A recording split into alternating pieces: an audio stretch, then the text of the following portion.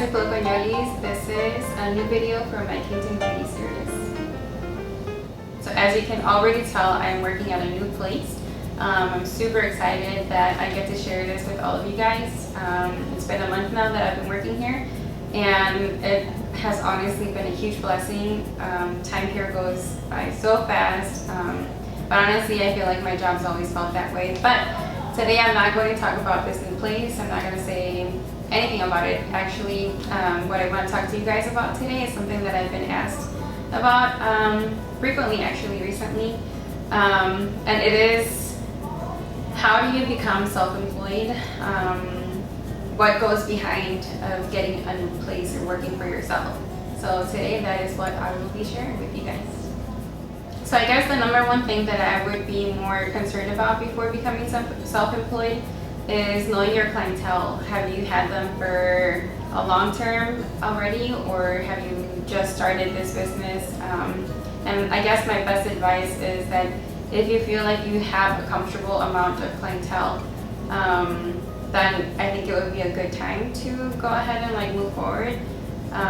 But if you're just new at this as being a stylist or a barber, then you might want to consider to stay a little bit longer, get familiar with what how you feel about your job, because it is scary, even for people that, like myself, that was working for someone for 4 years. After 4 years, then I made the move to go self-employed, and it was still scary, I always thought, thoughts in my mind would be like, oh my gosh, are people actually going to follow me?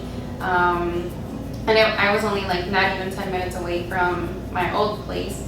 But it was still scary. I think that was the biggest part of my fear of moving, the what if people don't follow me. So I think that's probably the most important thing to know, that if you're comfortable with your clientele, if you know that you've had them for a while, yeah. And then after you feel comfortable about leaving and you know that you have a set clientele, then you start looking for a place. I would honestly suggest not moving too far away from the town you are currently working in, because you don't want to move 20 minutes away from where you're working, because maybe people are not going to go. And actually recently I was about to go almost an hour away from where I'm currently at. I work in Palatine, and I was going to go work in Cicero. Why? I don't know. I wanted something new. But clearly God has special plans for each one of us, and here we are now, and I'm excited that I am at a new place. So the second step after you find a place, you might want to consider doing the math to see if you're capable of paying either a weekly rent or a monthly rent. I know the previous place that I was working at, it used to be monthly. This one is every week. So you have to kind of see what you're making right now per week or per month at your current place, and then see if you're actually going to make profit while moving to a new location. Because yeah, you're going to raise the price maybe in the future, but right when you move, it's probably not a good idea that you raise the price.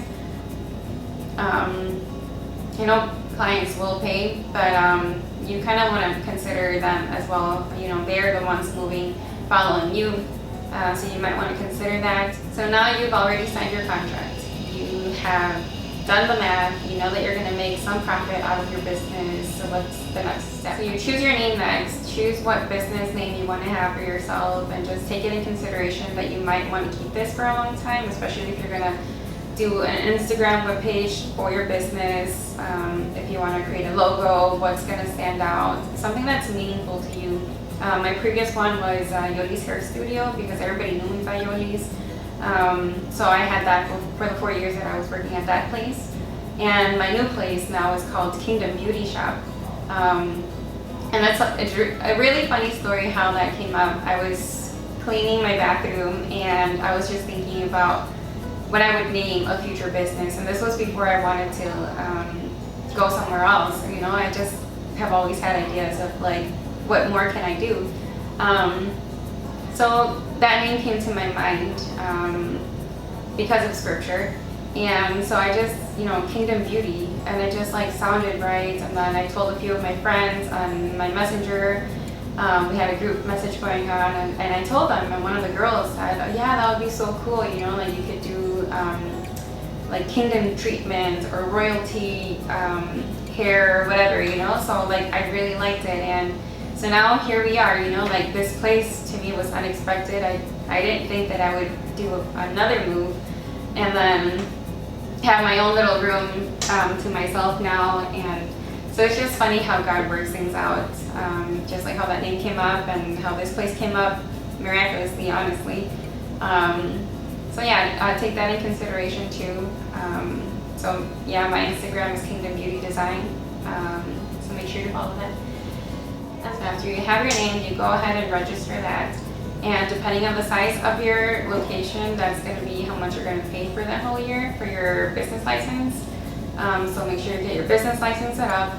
And then after that, you get insurance. Sometimes your location, your suite rental landlords will either offer you free insurance, liability insurance for the first year, or you might have to pay for it.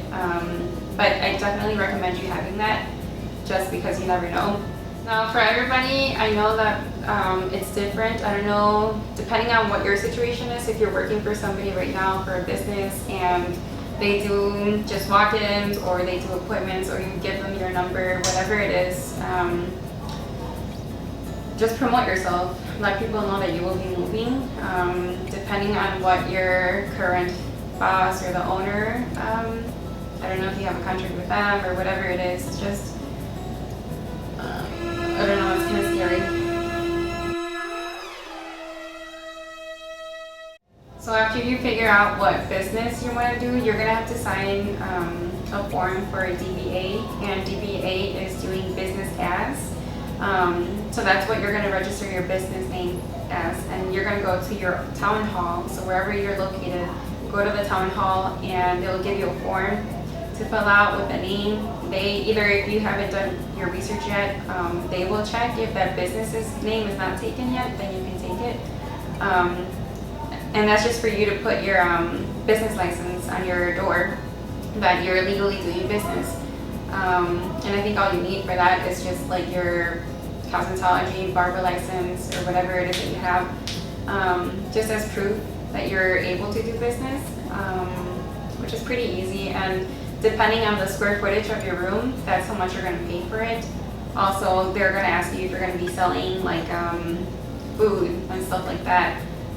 Then obviously the price is higher, but it's not really hard, to be honest with you. And after you're all done with that, then that's when you finally get to decorate your place. I guess you just start having fun with it and just being creative and letting everybody know that you are your own boss. I'm just kidding. I don't know, but yeah, it's honestly really fun to be able to have your own place and to decorate it and to do it very personalized and just, I don't know, it is fun.